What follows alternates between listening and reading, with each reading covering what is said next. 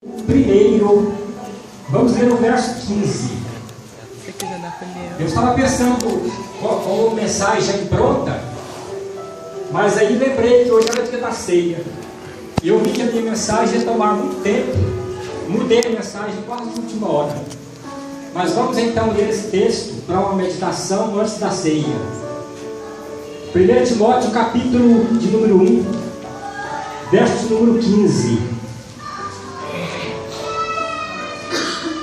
Vamos ler juntos, ler duas vezes esse texto. 1 Timóteo 1,15. Vamos começar? Fiel é a palavra e digna de toda aceitação, que Cristo Jesus veio ao mundo para salvar os pecadores, dos quais eu sou o principal. Fiel é a palavra e digna de toda aceitação, que Cristo Jesus veio ao mundo para salvar os pecadores, dos quais eu sou o principal. Nosso Deus, te agradecemos muito, porque o Senhor enviou a esta terra o melhor que tu tinhas. O teu Filho veio, meu Deus, para cumprir a mais árdua de todas as missões, que foi morrer e pagar o preço do resgate de nossas almas. Deus, temos que louvar o Senhor sempre, e mesmo louvando noite e dia, e mesmo vivendo para Ti, ainda não somos capazes de pagar, porque o que Tu fizeste por nós, meu Deus, foi um sacrifício impagável. Então nós só temos que viver para o Teu nome, só temos que Te adorar e Te servir, porque a melhor maneira é vivermos então no altar do Senhor. Abençoe cada vida aqui, Deus. Encha cada coração da Tua palavra. Nos enriqueça nesse momento, no nome de Jesus. Amém e amém. Irmãos, esse verso 15 desse capítulo 1 da carta a Timóteo é um versículo que já encontramos nele o esboço para a pregação. Então já está pronta a mensagem. É só fazermos perguntas para o versículo e vamos obtendo respostas para o nosso crescimento espiritual. Então nós vamos falar disso.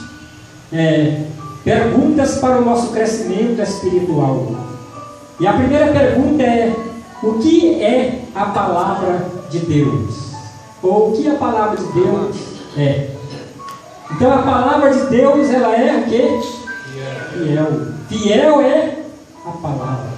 Então aqui Paulo já começa dando uma característica muito importante para a palavra de Deus. Fiel é a palavra. E essa palavra, irmãos, ela é fiel, porque ela foi escrita por homens fiéis. Foi escrita por homens que não tinham coragem de mentir, que não tinham coragem de escrever uma falsidade aqui nessa palavra. Então, foi escrita por homens santos.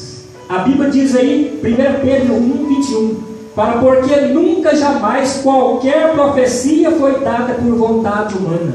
Entretanto, homens santos falaram, movidos pelo Espírito Santo. Aleluia! Além de ser homens santos, ainda falaram, movidos pelo Espírito Santo. Por isso só a verdade aqui na palavra de Deus. Ela é fiel. Fiel é a palavra. É por isso que toda a Escritura é inspirada por Deus e é útil para o ensino, para a correção, para a exortação, para a educação na justiça, a fim de que todo homem seja educado, seja perfeitamente habilitado para toda boa obra. Também, irmãos, é por ser essa palavra fiel, é que ela fala contra todos os infiéis. Ela é fiel porque fala contra todos os infiéis. Então ela fala contra o roubo, ela fala contra o adultério, ela fala contra o crime, contra a avareza, contra a idolatria, contra a feitiçaria, contra a corrupção, contra tudo que está fazendo parte da vida dos infiéis. E nós sabemos que pelo fato que a Bíblia fala contra os infiéis também às vezes falam contra a palavra de Deus. e falam dizendo que a Bíblia é a palavra de homem, falam dizendo que papel aceita tudo, e desprezam a Bíblia e não querem praticar a palavra de Deus, não querem ter compromisso diante dela, não querem considerar que é um Deus justo, um Deus soberano, um Deus grande, sério, que está falando. Então, amados irmãos, quem é que vai vencer nessa grande disputa? Os ateus, os infiéis, disputando contra a palavra contra eles. Quem vai vencer nessa grande disputa? É certo que é a palavra, porque Pedro escreveu na primeira carta, 1:25, ele escreveu dizendo que o homem é erva, e toda a glória do homem é como a flor da erva, seca-se a erva e cai a sua flor, porém a palavra de Deus permanece até quando? Permanece para sempre. Aleluia. Então a palavra de Deus, ela é invencível, ela é imortal, ela permanece para sempre, mas o homem passa, a glória do homem cai como a flor, mas a palavra continua. Aleluia. Coisa importante é pensar na fidelidade da palavra, no poder da palavra. Amados irmãos, é por ser fiel à palavra de Deus, é por ela ser fiel que quem pratica essa palavra se torna também fiel. Os praticantes desta palavra são os mais fiéis, os praticantes. É de importância, amados irmãos, notar que esta palavra, ela corrige a nossa língua, ela corrige o nosso egoísmo, ela corrige o nosso mau caráter, ela corrige a nossa natureza caída, ela corrige todos os nossos defeitos. E quando a praticamos, ela vai nos tornando melhores, ela vai nos fazendo mais fiéis, e vale a pena olhar para esta palavra, dar atenção a esta palavra, porque é por meio dela que Deus trabalha em nosso coração, que Deus trabalha em nosso interior, que Deus faz uma obra de renovação em nossas vidas. Então vamos dar valor na Bíblia, vamos dar valor na palavra, fiel é a palavra. Então a pessoa que é praticante da palavra é o melhor pai, é a melhor mãe, é o melhor marido, é a melhor esposa, é o melhor filho, é o melhor empregado, é o melhor patrão, é o melhor tudo. Porque a Bíblia nos faz ser melhores. Que bom é saber que Deus nos aperfeiçoa mediante a sua palavra. Se você não tem se tornado melhor depois que começou a estudar a Bíblia, é porque você então está lendo, mas não está meditando, só simplesmente lendo, como ler o gibi, como ler o jornal. Ou se você não tem se tornado melhor depois de ouvir a palavra, de começar a ouvi-la, é porque você está sendo somente um ouvinte, negligente. Mas Tiago, irmão, Tiago nos ensina a como nos comportar diante da palavra. Porque Tiago, no capítulo 1, verso 22, ele fala: tornai-vos, pois, praticantes da palavra, não somente ouvintes, enganando-vos a nós mesmos. Tiago também ainda falou, no versículo anterior, diz que nós temos que nos esvaziar, que nos despojar de toda maldade, de toda maledicência, de todo...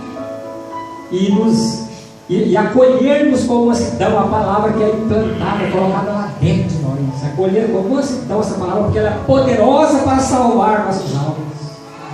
Então é uma palavra cheia de poder, é uma palavra fiel. É por ela ser fiel que ela está se cumprindo. A palavra de Deus, ela está se cumprindo. Nós estamos vivendo, irmãos, tempos difíceis, profetizado na Bíblia. Nós estamos vivendo o tempo do esfriamento do amor, tempo da multiplicação da iniquidade, o tempo da corrupção por toda parte, tempo de ganância, tempo de apostasia. O apóstolo Paulo falou que nos últimos tempos os homens iam se apostatar da fé, abandonar a fé, não iam suportar a sã doutrina, mas iam se entregar à fábula. E nós estamos vivendo esses tempos. Tantas e tantas igrejas, tantas e tantas doutrinas, e muitos estão indo para a igreja em busca de bens materiais. e às vezes não vão em busca da salvação da alma, do perdão dos pecados, da purificação pelo sangue. Isso está tudo errado. Amados irmãos, então a Bíblia está se cumprindo de tal forma que parece que ela foi escrita hoje. Parece que a Bíblia foi escrita hoje. Apesar de ter sido escrita há 2000 anos atrás. Então ela não está falhando. Ela não está falhando, e é por isso que Jesus, em João capítulo 10, verso 35, ele diz que as Escrituras não podem o quê? Falhar. E lá em Mateus 24, 30, Jesus disse: passa os céus, passa a terra, mas as minhas palavras não vão de passar. Palavra que permanece, palavra que dura para sempre, palavra que, apesar de ter sido escrita há 2000 anos atrás, ela continua. 2000 anos atrás, só o Novo Testamento, não é? Continua viva, continua forte, continua falando, continua salvando, continua edificando e continua operando no coração do povo. É uma palavra que nunca cai, é uma palavra que nunca perde o seu poder, que nunca perde a sua utilidade. A palavra de Deus, ela consola, a palavra de Deus transmite alegria, a palavra de Deus nos guia no caminho que devemos andar, a palavra de Deus nos ensina, nos prepara como servo de Deus. Vamos valorizar a Bíblia. Fiel é a palavra e digna de toda aceitação. Então, amados irmãos, se as profecias que foram dadas para se cumprir nos nossos dias, se elas não estão falhando, as profecias futuras também não vão falhar, mas tudo será cumprido. Jesus disse que não passará nem um jota, nem um tio da lei até que tudo se cumpra. Tudo vai se cumprir. Promessas de bênçãos para os obedientes e promessas de punição para os desobedientes e infiéis, mas tudo vai se cumprir. Por isso vale a pena ter medo diante desta palavra, olhar para essa palavra e saber que de fato é uma palavra séria. É por ser uma palavra fiel, que ela é digna de quê? Toda aceitação. Digna de toda aceitação essa palavra. Como é bom então aceitar a palavra. Quando a palavra de Deus vem, quando nós a lemos ou quando nós ouvimos, nós possamos dizer: Senhor, eu aceito a tua palavra. Ó Deus, eu aceito a tua palavra, eu concordo com ela. Eu estou pronto para guardá-la no meu coração, para não pecar contra ti. Eu sei que a tua palavra é um instrumento pela qual eu posso ser melhor diante de ti, melhor também diante dos homens. Então é uma palavra fiel. Por ser fiel, ela é digna de toda aceitação. Judas não aceitou a palavra de Deus. Jesus pregou para Judas 3 anos. Judas ouviu os ensinamentos de Jesus. Judas viu também todos os milagres poderosos praticados por Jesus. Mas Judas tinha um coração de pedra. Judas não só não creu na palavra de Jesus, mas Judas preferiu dar ouvidos ao diabo, que entrou nele, encheu o coração dele de avareza, e ele vendeu Jesus por 30 moedas de prata, se tornou então o filho da perdição, foi para o inferno. Que duro é não aceitar a palavra, mas que bênção é dar lugar para a palavra, porque a palavra de Deus ela é fiel. O povo dos dias de Noé não ouviu a palavra. Aquelas multidões, Noé pregava, mas aquele povo não atendia, pensava que eram os simples velhos que estavam pregando, mas Deus falava através de Noé. E porque não deram atenção, porque não aceitaram a palavra, então o Senhor Jesus declarou que veio o dilúvio e destruiu a todos. Foram mortos, afogados, porque desprezaram a palavra. Não tem como Deus abençoar quem despreza, quem faz pouco caso dela. Irmãos, quem aceita a palavra se torna cada vez mais digno do céu. Mas quem rejeita a palavra se torna cada vez mais digno do inferno. Foi Jesus que falou isso. Ele falou lá em Mateus capítulo 7. Ele declarou então que, ele diz: todo homem, pois que ouve essas minhas palavras, e as pratica, eu lhes mostrarei a quem é semelhante. É semelhante a um homem prudente, que edificou a sua casa na rocha. E o vento soprou forte, e as águas bateram com ímpeto naquela casa. Ela não caiu, ficou firme, porque havia sido edificada sobre a rocha. Mas Jesus diz: todo homem, pois que ouve essas minhas palavras e não as pratica, será comparado a um homem insensato, um homem sem juízo, um homem louco, que edificou a sua casa sobre a areia. E o vento soprou forte, a água veio e bateu com força, e aquela casa caiu, e foi grande a sua ruína. Destruição total. Ruína da alma, ruína do corpo, ruína do espírito. Destruição total. Vale a pena inclinar os ouvidos para a palavra de Deus, ouvir, amar. Como o salmista disse: eu amo a tua palavra. Porque essa palavra, de acordo com o salmista do Salmo 119, ela é mais preciosa do que o ouro, ainda que refinado pelo fogo. Então, irmãos, é uma palavra de grande valor. Ela tem que ser bem aceita por nós. Toda vitória do homem na terra, ou toda derrota, depende do que o homem faz com a palavra. Quem aceita a palavra, aceita a vida eterna, aceita o perdão dos pecados. Quem aceita a palavra de Deus, aceita o próprio Deus, aceita Jesus, aceita os bons conselhos.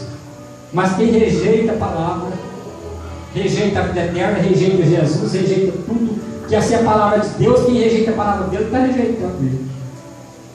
Por isso é que nós devemos dizer: Senhor, eu aceito a tua palavra, eu creio nela. Me ajude a ser um leitor mais fiel dela, um ouvinte mais fiel dela, que eu quero colocar ela em prática. Mas, meus irmãos, uma segunda pergunta aí: o que é de mais importante esta palavra revela? Então está aí no versículo: fiel é a palavra e digna de toda aceitação, que Cristo Jesus veio ao mundo. A palavra que nós mais devemos de aceitar é que Jesus veio ao mundo. Que bênção saber que Jesus veio ao mundo, veio do céu. Ele deixou então toda a sua glória, deixou todo o gozo, todo o conforto do céu, e veio a este mundo ingrato, veio a este mundo traiçoeiro, veio a este mundo indiferente, veio a este mundo sanguinário, que tem sede de derramar sangue. Por isso, irmãos, aqui neste mundo Jesus foi recebido com coroas de espinhos, Jesus foi recebido com cuspida no rosto, Jesus foi recebido com zombaria, com escárnio de todos os tipos. E a Bíblia chega a dizer que Jesus foi um homem de dores, um homem que sabe o que é padecer, um homem que foi realmente tão desprezado que os homens viraram o rosto para não contemplar a face dele. Ele sofreu até ser desfigurado, perder a sua aparência de um ser humano. Sofreu muito. É um mundo mau, é um mundo ingrato, é um mundo terrível. Mas nós sabemos que o mundo só ficou satisfeito depois de matar Jesus crucificado. Eu olhava para cima e dizia: desce daí. Você não é o Filho de Deus, você não é o bom, por que você não desce daí então? Que zombaria, que escárnio, depois de ter cuspido no rosto dele, depois de ter coroado ele com o espinho, pregado na cruz, lá quase morto, moribundo, ainda ele intercedia pelo povo, dizendo: Pai, perdoa-lhes, porque eles não sabem o que fazem. Mas as pessoas continuavam zombando e criticando a Jesus, fazendo pouco carro de Jesus.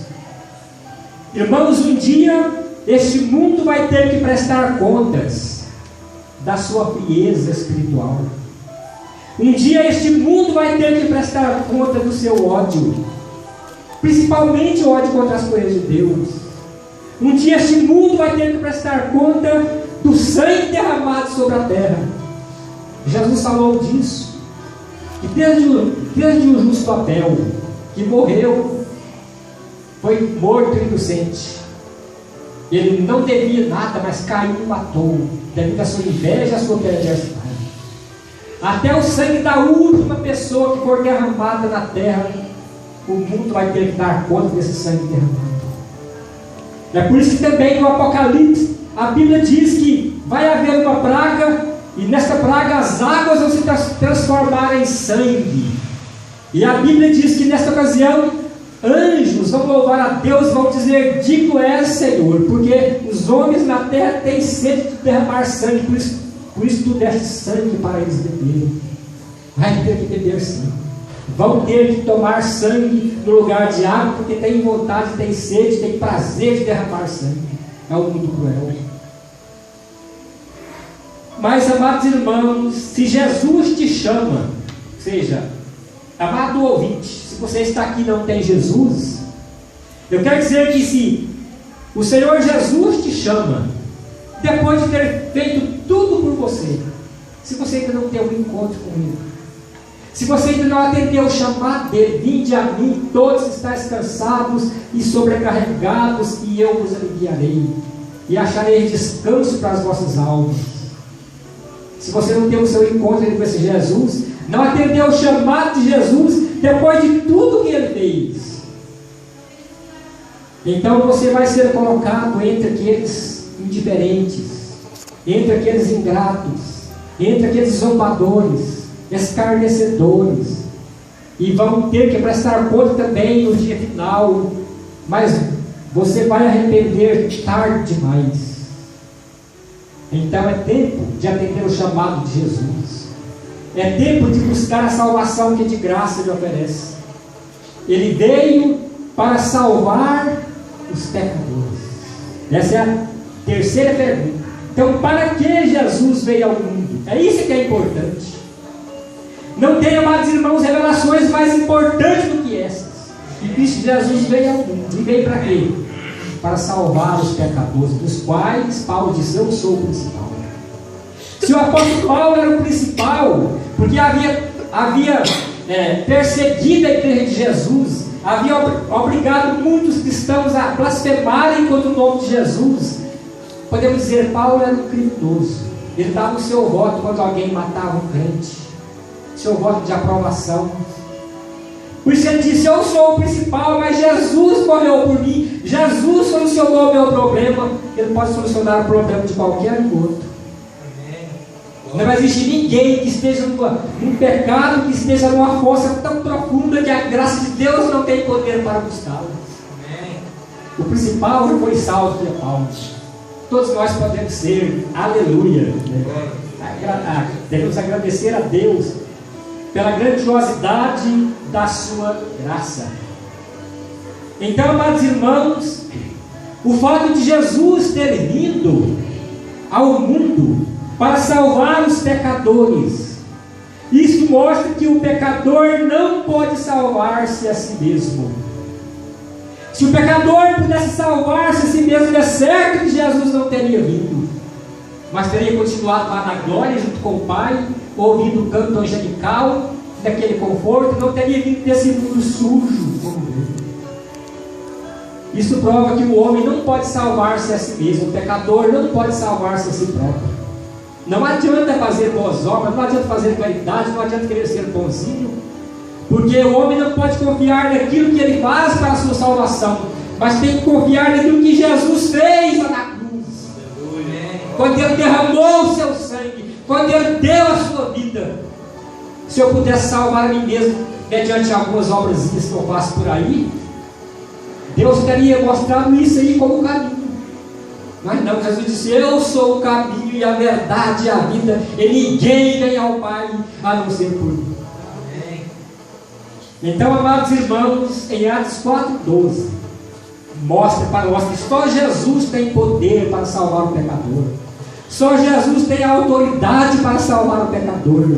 Porque nesse versículo de Atos 4,12 fala: e não há salvação em nenhum outro, porque debaixo do céu nenhum outro nome foi dado para o homem crer e ser salvo, a não ser o nome de Jesus Cristo. Amém. Aleluia. Porque, irmãos, Jesus recebeu um nome que está acima de todo nome. E a Bíblia diz que diante desse nome todo joelho vai ter que se dobrar um dia, até o joelho dos demônios, se demônio tiver joelho, dos que estão no céu, na terra e debaixo da terra, a Bíblia afirma, vão ter que dobrar diante de Jesus, diante desse nome. E todo mundo vai ter que confessar que Jesus aqui é Senhor em toda a terra. Vai chegar o tempo, irmãos, que não vai haver um outro Senhor. Hoje, pessoas estão por aí pregando que há multidões de outros senhores e senhoras.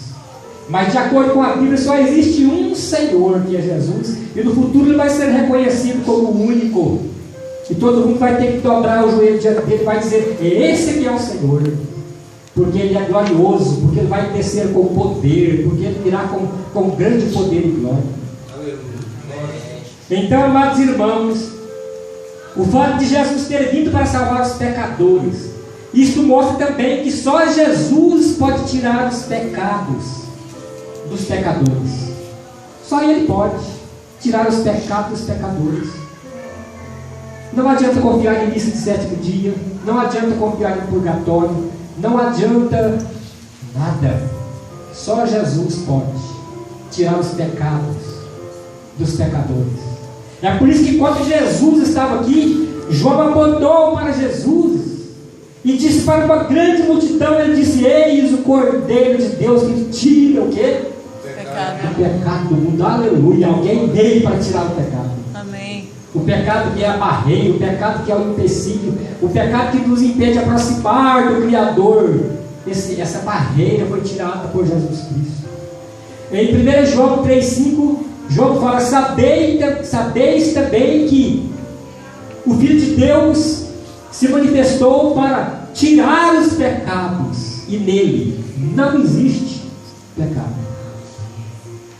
É muito bom pensar nessa verdade. Jesus, o inocente, veio morrer no lugar dos pecadores. Ele não tinha pecado.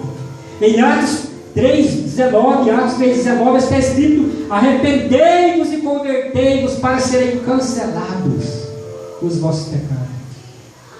Se você já creu, se você já aceitou, diga aleluia. Aleluia. Glória a Deus. Glória a Deus. Porque eu já aceitei. Porque os meus pecados já foram tirados. Porque Jesus derramou o seu sangue. O sangue de Jesus nos purifica de quantos pecados? Todos. Todo pecado. Aleluia. Então o sangue de Jesus nos purifica de todo pecado. Quem quer ter os seus pecados cancelados, apagados, esquecidos, só pode ter se deixar Jesus entrar, se receber Jesus como seu Senhor e seu Salvador, se tiver um compromisso, se fizer um compromisso sério com Jesus. Então isso é de grande importância. Para terminar, eu quero dizer que se Jesus veio para salvar os pecadores, então isto deixa os pecadores sem desculpas diante de Deus. Deixa o pecador sem desculpa diante de Deus. Ninguém vai poder chegar lá e dizer: ah, Senhor, eu não fui salvo. Eu cheguei aqui condenado, perdido, porque não houve quem me salvasse na terra. Ninguém vai poder dizer isso. Por isso que a Bíblia fala que cada pessoa vai chegar diante de Deus no dia de juízo, vai chegar e vai fechar a sua boca. Vai ficar com a boca fechada, porque não vai ter Espírito. Porque se falar assim, Deus vai dizer: eu mandei meu filho lá. Foi o meu filho amado que eu mandei lá. E ele morreu na cruz em seu lugar. Ele foi traspassado pelas suas transgressões e foi moído pelas suas iniquidades. Por que você não aceitou? Por que você não rejeitou? Por que você não quis, meu filho? Então, amados irmãos, não terá meio, não terá como a pessoa que não recebe Jesus ser salva. O caminho é Cristo. E aqueles que já receberam têm que saber que nós temos um compromisso com Jesus, de andar com Jesus, de servir a Jesus, de adorar a Jesus, de fazer sacrifício também, sacrifício espiritual para a glória de Deus. Nós temos que aprender isso, porque foi sacrifício que Ele fez por nós na cruz. Vamos ser mais consagrados, mais firmes, mais fiéis. Vamos estar mais na presença desse Deus infalível. E vamos estar mais meditando nessa palavra que é a palavra fiel. E Deus vai nos abençoar grandemente. Amém?